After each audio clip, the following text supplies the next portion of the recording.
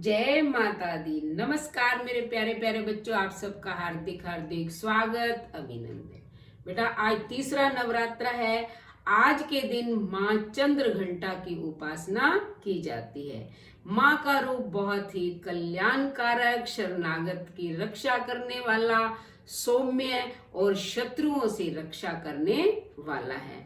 तो जो भी साधक इस दिन पूर्ण श्रद्धा और विश्वास से माँ के इस रूप का दर्शन करता है, उनकी पूजा आराधना करता है और उनकी कथा सुनता है, तो माँ का आशीर्वाद सदैव उस पर रहता है। तो आइए सुनते हैं माँ चंद्र घंटा की कथा। पिंडज प्रवरारूढ़ा चंडकोप अस्त्र कैयुता प्रसादम तनुते मह्यम चंद्र घंटेति विश्रुता। माँ दुर्गा जी की तीसरी शक्ति का नाम चंद्र घंटा है। नवरात्रि उपासना में तीसरे दिन इन्हीं के विग्रह का पूजन आराधन किया जाता है।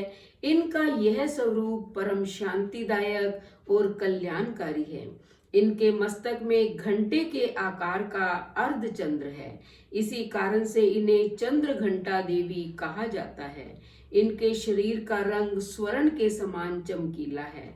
इनके 10 हाथ हैं। इनके 10 हाथों में खड्ग आदि शस्त्र तथा वाण आदि अस्त्र विभूषित हैं। इनका वाहन सिंह है। इनकी मुद्रा युद्ध के लिए उद्यत रहने की होती है। इनके घंटे की सी भयानक चंड ध्वनि से अत्याचारी दानव दैत्य राक्षस सदैव प्रकंपित रहते हैं। नवरात्र की दुर्गा उपासना में तीसरे दिन की पूजा का अत्यधिक महत्व है। इस दिन साधक का मन मणिपुर चक्र में प्रविष्ट होता है। माँ चंद्र घंटा की कृपा से उसे अलौकिक वस्तुओं के दर्शन होते हैं, दिव्य सुगंधियों का अनुभव होता है तथा विविध प्रकार की दिव्य ध्वनियां सुनाई देती हैं। ये क्षण साधक के लिए अत्यंत सावधान रहने के होते हैं। माँ चंद्र घंटा की कृपा से साधक के समस्त पाप और बाधाएं विनष्ट हो जाती हैं। इनकी आराधना हमेशा फलदायी है। इनकी मुद्रा सदैव युद्ध के लिए अभिमुख रहने की होती है। अतः भक्तों के कष्ट का निवारण ये अत्यंत शीघ्र कर देती हैं। इनका वाहन सिंह है, अतः इनका उपासक सिंह की तरह पराक्रमी और निर्भय हो जाता है। इनके घंटे की ध्वनि सदा अपने भक्तों की प्रेत बाधादि से रक्षा करती है। इनका ध्यान करते ही शरणागत की रक्षा के लिए इस घंटे की ध्वनि निनादित हो उठती है। दुष्टों का दमन और विनाश करने में सदैव तत्पर रहने के बाद भी इनका स्वरूप दर्शक और आराधक के लिए अत्यंत सौम्यता एवं शांति से परिपूर्ण रहता है। इनकी आराधना से प्राप्त होने वाला एक बहुत बड़ा सद्गुण यह भी है कि साधक में वीरता, निर्भयता के साथ ही सौम्यता एवं विनम्रता का भी विकास होता है।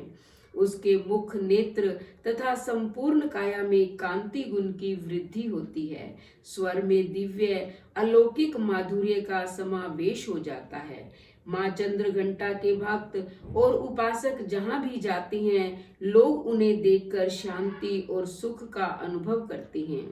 ऐसे साधक के शरीर से दिव्य प्रकाश युक्त परमाणुओं का अदृश्य विकीर्ण होता रहता है। यह दिव्य क्रिया साधारण चक्षुओं से दिखलाई नहीं देती, किंतु साधक और उसके संपर्क में आने वाले लोग इस बात का अनुभव भली भांति करते रहते हैं।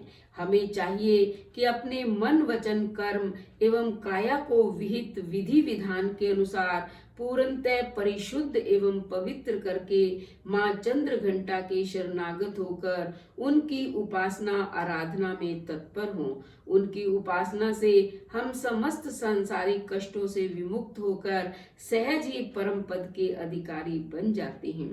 हमें निरंतर उनके पवित्र विग्रह को ध्यान में रखते हुए साधना की ओर अग्रसर होने का प्रयत्न करना चाहिए। उनका ध्यान हमारे इहलोक और परलोक दोनों के लिए परम कल्याणकारी और सद्गति को देने वाला है।